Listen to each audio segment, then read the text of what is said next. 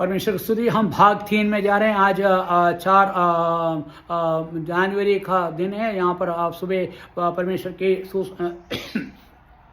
आराधना के बाद का ये समय है। यहाँ पर हम पढ़ रहे हैं कि क्या पढ़ा है कि उसने अपना रूप क्या किया, उसने दास रूप, उसने शून्य किया, उसने दास रूप ग्रहण किया, वो और मनुष्य की समानता में हो गया। देखो यहाँ मनुष्य की समानता में हो गए, क्योंकि वो दास बना, क्योंकि वो मनुष्य के रूप में आना था। तो दास के रूप में मतलब कितना नीचे गिराया कि एक शैतान के क्या कहते हैं, शैतान के गुलाम का पेट में से वो पैदा हुआ, मनुष्य रूप पर धारण किया, और उसका स्तर वो किस प्रकार से नीचे गिराया हम देखते हैं।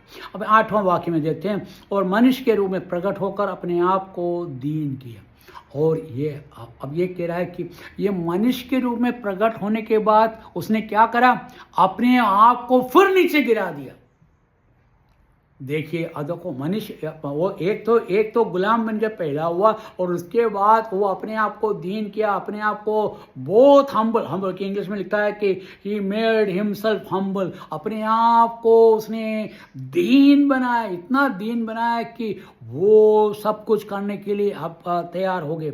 रूप में प्रकट होकर अपने आप को दीन किया, और यहाँ तक कि आज्ञाकारी रहा कि मृत्यु, हाँ क्रूस की मृत्यु भी सही। उसने दीन बनकर उसने पिता परमेश्वर की आज्ञा को पूरा किया। परमेश्वर को पुत्र पिता परमेश्वर की इच्छा पूरा करने के लिए पृथ्वी पर आया, और वो जो उसका भाव, उसका मोल कम कितना कर दिया, ताकि वो उस भाव में आने के लिए अपने आप को इतना नीचे गिरा दिया, इतना नीचे गिरा दिया, इतना नीचे गिरा दिया, क्योंकि हमें उस नीची अवस्था से हमें उठा ले। और यहाँ तक क्या कि वो मृत्यु से ली अब अपने लिए वो परमेश्वर को कोई मार नहीं सकता है।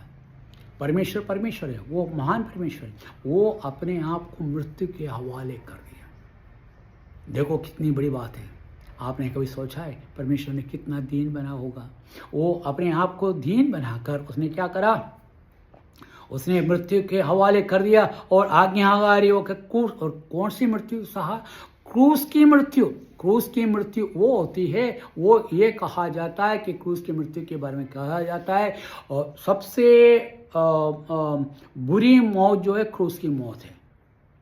बाकी कोई भी मौत क्रूस के मौत के बराबर नहीं। और वो मौत परमेश्वर ने लिया, और कैसे लिया?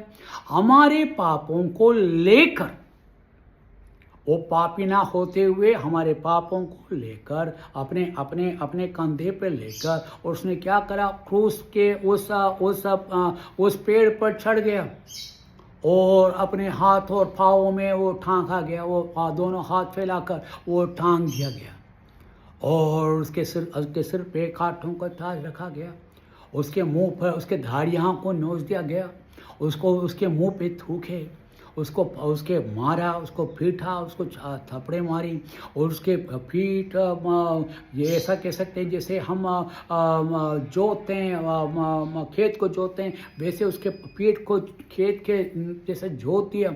और जोतने के बाद क्या करा, और उसके मार पड़ते वो यहाँ तक मार खाया। उसके मार से हमें चंगाई मिले, उसकी मार से हमें चंगाई मिले, क्योंकि हमें पाप में से बचाना था, और उसके लिए उसने ऐसा किया। वो प्रभु क्या करा, अपने आप को दीन बनकर हमारे लिए मनुष्य रूप में प्रकट होकर वो पिता परमेश्वर के आज्ञाकारी बनकर वो मृत्यु को सही। अच्छा, और 9वां वाक्य में, और इस कारण परमेश्वर ने उसकी अति महान भी किया। और उसके कारण क्या हुआ, उसका स्थान और ऊंचा कर दिया। कितना ऊंचा कर दिया? पिता परमेश्वर से भी ऊंचा कर दिया।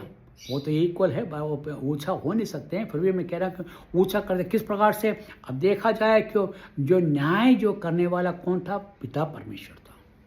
वो न्याय अब कौन करने वाला है? पुत्र परमेश्वर। सिंहासन पर कौन बैठा हुआ है? पुत्र परमेश्वर। जो राज करने वाला कौन है? पुत्र परमेश्वर।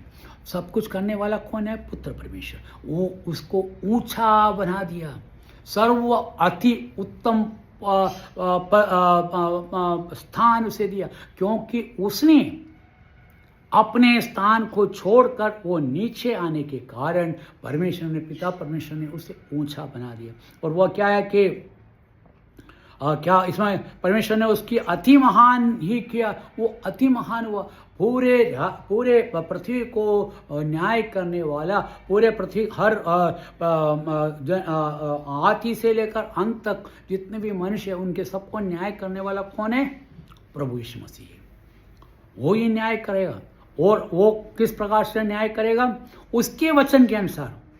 वो जो वचन उसने कहा है, आप मत्ती, मार्क, लूका, यूहन्ना पुस्तक में अपन पढ़ेंगे, उसके वचन के अनुसार ही न्याय होगा। यदि आपको न्याय होंगे तो आप किस बेसिस पे होंगे? उस वचन के अनुसार आपको न्याय होगा। आप सोचिए साहब। तो आपको परमेश्वर ने क्या बोल रहा है यहाँ पर? उसको क्या क्या कि पर इस कारण परमेश्वर ने उसको अति महान भी किया, उसको अति महान पदवी दिया। और क्या या उसको वह नाम दिया जो सब नामों में श्रेष्ठ है। उससे बड़ा कोई नाम है ही नहीं। सबसे श्रेष्ठ नाम परमेश्वर ने उसको दिया, पुत्र परमेश्वर। ओ वो जो महिमा में बसने वाला परमेश्वर, स्वर्गों का स्वर्ग का परमेश्वर, वो परमेश्वर ने स्वर्ग और पृथ्वी और धरती का पूरे अधिकार किसको दिया है? पुत्र को दिया। उसको महान बना दिया। ये शैतान को उसने कुचल दिया। उसने अपने मृत्यु के द्वारा उसके सिर पर पांव रखकर कुचल कर उसने मार डाल दिया। उसको नरक में भेज दिया, आग के झील में भेज दिया गया। अब तो सोचिए तो सही, कितना महान पुरस्कार दिया है उसको। वो उसने क्या कहा? उसने क्या करा? अपन क्या कहते हैं? उसने उसको अधिश्रेष्ठ नाम दिया। 10वां आयत में लिखा है कि जो स्वर्ग में और पृथ्वी पर, पृथ्वी के नीचे हैं, ये सब यीशु के नाम पर घुटने टेकेंगे। मतलब हर व्यक्ति उसके सामने घुटने टेकेगा। हर व्यक्ति उसके सामने घुटने टेकेंगे। और क्यों? क्योंकि वो पिता परमेश्वर की आज्ञा मानने के लिए आया, वो परमेश्वर की स्तुति करने के लिए आया। पाप ना करते हुए मैंने आपको बोला कि 3.5 साल उसने परमेश्वर का काम किया, उसने प्रचार किया, सब कुछ किया। और 3.5 साल के बाद भी परमेश्वर क्या बोलता है? ये मेरा प्रिय पुत्र, इसकी सुनो। और प्रिय पुत्र मतलब अभी भी उसके अंदर कोई पाप नहीं है। बिना पाप वाला हमारे परमेश्वर हमारे लिए कितना नीच बना। मनुष्य बने, और मनुष्य बनने के बाद उससे भी नीचे गिरकर हम पापियों को बचाने के लिए अपने आप को क्रूस के मृत्यु तक सहने के लिए अपने आप को छोड़ दिया। आपने कभी सोचा है क्या हम अब ऐसा कर सकते हैं? अब यहाँ हम 5वां आयत में हम जाते हैं, क्या बोलते हैं कि तुम्हारा स्वभाव ये होना चाहिए जैसे परमेश्वर के पुत्र प्रभु यीशु मसीह ने अपने आप को नीचा करा, अपने आप को दीन बनाया, अपने आप को सब कुछ न्यौछावर कर अपना स्थान मान सब छोड़कर वो पृथ्वी पर आया। एक दासी के रूप में, दासी के पुत्र के रूप में वो पैदा हुआ और दासी के रूप में, मनुष्य के रूप में जीवन बिताया। अपने आप को उससे भी नीचे हम्बल करके अपने आप को बिल्कुल नीचे का स्तर तक पहुंचकर और हम नीचे बैठे हुए लोगों को उठाने के लिए उसने क्या करा? अपने जान तक दे दिया हमें। और यदि मैं आपको फिर मैं कहता हूँ, यदि हम आज परमेश्वर को विश्वास करेंगे तो हम कहाँ जाएंगे? स्वर्ग जाएंगे।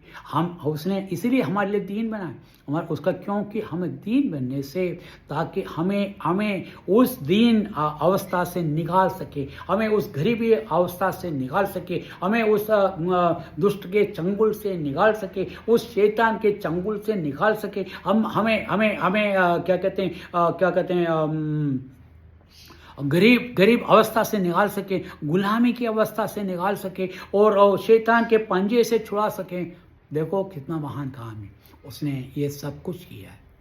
और क्यों, कैसा किया? अपने आप को दीन बनकर, अपने आप को राजा बनकर उसने नहीं किया।